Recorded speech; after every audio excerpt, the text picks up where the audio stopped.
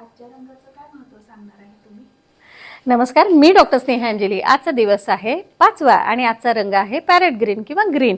तुम्ही पाहताय ह्या सर्व भाज्या किंवा वेगवेगळी फळं हे पॅरेट ग्रीन रंगाची आहेत। बघूया त्याचं काय महत्त्व आहे।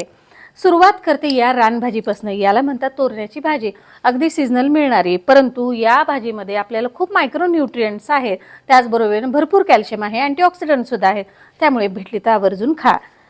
तुम्ही पाहताय या आहेत बीन्स आणि हा आहे दुधी भोपळा। खरं तर ह्या दोघांमध्ये एक कॉमन गोष्ट काय की ह्याच्यामध्ये खूप अँटीऑक्सिडंट आहेत, हे इम्युनिटी बूस्टर आहे।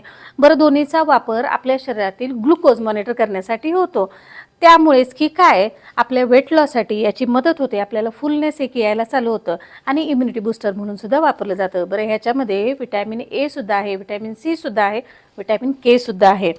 हे आहे कोबी, रोजच्या जेवणात असणारी, परंतु ह्याची स्पेसिफिक प्रॉपर्टी म्हणजे अँटी इन्फ्लॅमेटरी प्रॉपर्टी आहे। बरं, ह्याच्यामध्ये व्हिटॅमिन के सुद्धा आहे, व्हिटॅमिन ए सुद्धा आहे, भरपूर फायबर असल्यामुळे पोटाचे विकार तर तुम्हाला होणारच नाही, त्यामुळे सलाडमध्ये, भाजीमध्ये, पराठ्यामध्ये तुम्ही याचा वापर करू शकता। हे आहे पेरू आणि हा आहे पियर। अर्थात नावं जरी वेगळी असली परंतु या दोघांमध्ये एक कॉमन गोष्ट काय, याच्यामध्ये भरपूर ग्लुकोज आहे। बरं, हे इम्युनिटी बूस्टर म्हणून वापरलं जातं। याच्यामध्ये व्हिटॅमिन ए आहे, व्हिटॅमिन सी सुद्धा आहे, व्हिटॅमिन के सुद्धा आहे। इम्युनिटी बूस्टर बरोबरच हे आपल्या शरीरातील ग्लुकोज मॉनिटर करतं, त्यामुळे हृदयासाठी मात्र ह्याचा खूप चांगला वापर आहे, वेट लॉससाठी आहे, प्रेग्नन्सीमध्ये तर आवर्जून खावं। तुम्ही पाहताय हे आहेत आवळे, अर्थात आवळा हा व्हिटॅमिन सीचा रिच सोर्स आहे। व्हिटॅमिन सी अँटीऑक्सिडंट आहे, त्याचबरोबरीनं या आवळ्यामुळे आयन ॲब्सॉर्प्शन वाढतं, त्यामुळे ॲनिमिया सुद्धा दूर होतो। अगदी व्हिटॅमिनची गोळी खाण्यापेक्षा रोज एक आवळा तुम्ही नक्कीच घ्या। ही आहे कैरी।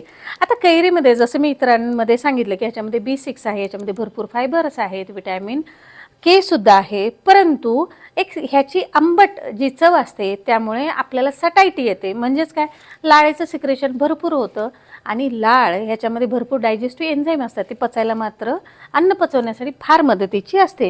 हे आहेत बोरं। आता ही बोरं असतील किंवा छोटी बोरं असतील, ह्याच्यामध्ये सुद्धा भरपूर व्हिटॅमिन सी असतं। सीझनमध्ये मिळणारे सगळी फळं तुम्ही खा।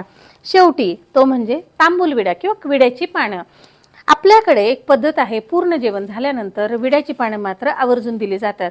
याच्यामध्ये डायजेस्टिव्ह प्रॉपर्टी आहे, त्यामुळे तुम्ही खाल्लेलं अन्न पचनासाठी मिळणारे एन्झाईम्स ह्या विड्याच्या पाण्यामध्ये मिळतात। अशा पद्धतीने आज आपला दिवस 5वा आपण सेलिब्रेट करूयात। धन्यवाद।